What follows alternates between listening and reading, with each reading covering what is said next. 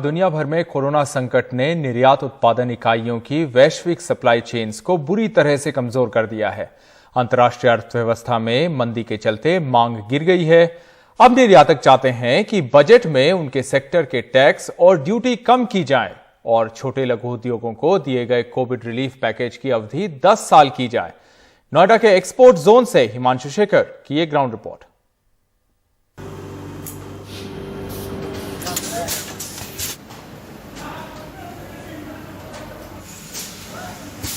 Leather exporter Sunil Harjai पिछले कई दशकों से चमड़े के जूतों का यूरोप और लैटिन अमेरिका के कई बड़े देशों में निर्यात कर रहे हैं। कोरोना संकट के दौरान दुनिया के कई देशों में व्यापार पर प्रतिबंध की वजह से वैश्विक सप्लाई चेन चरमरा गई।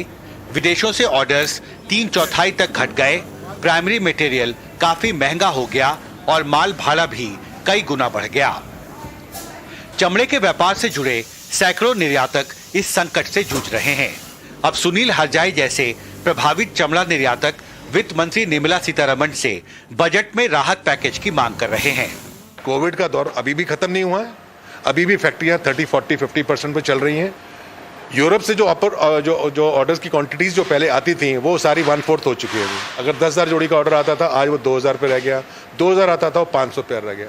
सबसे जो बड़ी डिफिकल्टी जो हम लोगों को जो फेस करनी पड़ रही है वो सी फेयर और एयर फेयर जो फ्रेट लगता है वो 10 टाइम्स हो गया है। हमको टैक्स बहुत लो करना है।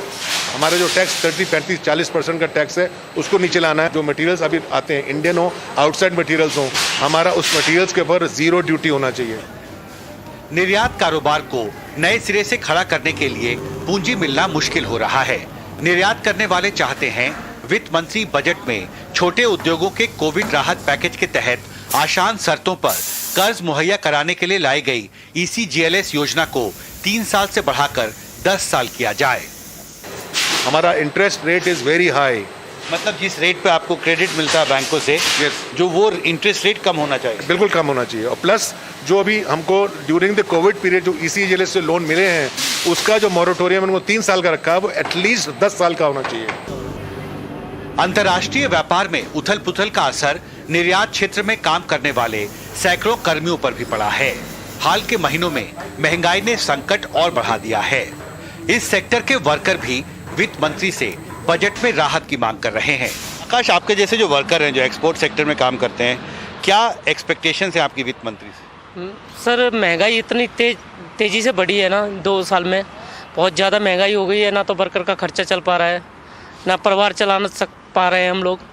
और महंगाई पेट्रोल से लेके गैस से लेके हर चीज़ पे बढ़ी हुई है। तो आप चाहते हैं कि वित्त मंत्री आपके जैसे जो वर्कर हैं उनके लिए राहत का ऐलान करें? हाँ जी, बिल्कुल हमारे लिए राहत का ऐलान करें और महंगाई पे बिल्कुल थोड़ा कंट्रोल करें। महंगाई इतनी हो रही है, हमारे खर्चे नहीं चल पा रहे हैं, घर पे कुछ नहीं ले जा पाते, ना कोई सेविंग्स हो पाती हैं। बस यही थोड़ा सा जो हमारे ये रेगुलर की चीज़ें हैं इनको थोड़ा सा इनको सस्ते भाव में सस्ते रेट करने चाहिए। और पेट्रोल पे इतनी महंगाई हो रही है कि आदमी अपने कन्वेंस से चलना भी बहुत भारी हो गया है आजकल। इसी पे थोड़ा कंट्रोल करना चाहिए बस। लेदर फुटवेयर सेक्टर के एक्सपोर्टर्स का मानना है कि उन्हें अब भी कोरोना संकट की वजह से कई तरह के संकट से जूझना पड़ रहा है और अंतर्राष्ट्रीय स्तर पर जो सप्लाई चेन टूट गई थी वो अब भी पूरी तरह से रिकवर नहीं हो पाई है। अब उनकी मांग है कि लेदर एक्सपोर्ट सेक्टर को राहत देने के लिए वित्त मंत्री को बजट 2022 में एक राहत पैकेज का ऐलान करना चाहिए। नोएडा से मेरे कैमरा सहयोगी अशोक महाले के साथ हिमांशु शेखर, NDTV इंडिया।